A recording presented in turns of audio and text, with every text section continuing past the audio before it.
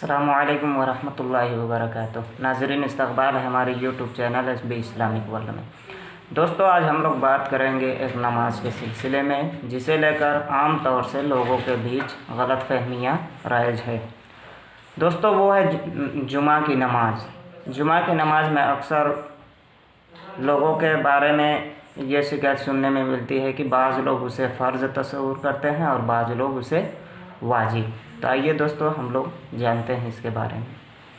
तो दोस्तों, जुमा की नमाज जो है वो फ़र्ज़ है, लेकिन देखा जाता है कि कुछ लोग उसे वाजिब समझते हैं और ये कहते हैं कि अगर जुमा की नमाज फ़र्ज़ होती तो हम उसे अकेले भी पढ़ सकते, लेकिन ऐसा नहीं है।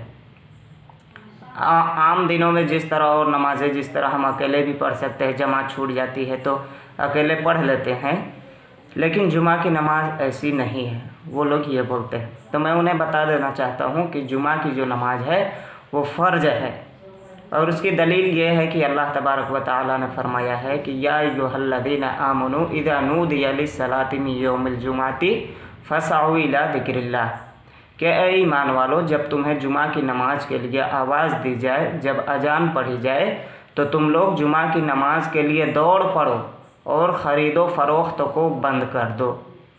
ये है। और एक चीज़ और मैं बता देना चाहता हूँ कि फ़र्ज और वाजिब जो दो लफ्ज़ हैं, तो फ़र्ज जो है वो अहनाफ के नज़दीक और शवाफ़े के नज़दीक तो कहा ही जाता है फ़र्ज, लेकिन जब वाजिब कहा जाता है अहनाफ के नज़दीक, उसका मतलब ये होता है कि फ़र्ज से उसका दर्जा थोड़ा सा कम, और शवाफ़े के नज़दीक अगर वाजिब कहा जाता है, अगर कोई शाफ़िउल मसलक के आदमी अगर वाजिब कहे तो उसका मतलब ये होता है कि फ़र्ज़ मुराद ले रहे हैं वो। ये फ़र्क है जिसकी वजह से लोग गलत फहमी का शिकार हो रहे हैं और वो जुमा की नमाज को वाजिब कहते हैं। तो शवाफ़े के नज़दीक अगर वाजिब कहा जाए तो इसका मतलब होगा फ़र्ज़, और अहनाफ के नज़दीक अगर वाजिब कहा जाए तो इसका मतलब होगा फ़र्ज से उसका दर्जा थोड़ा सा कम।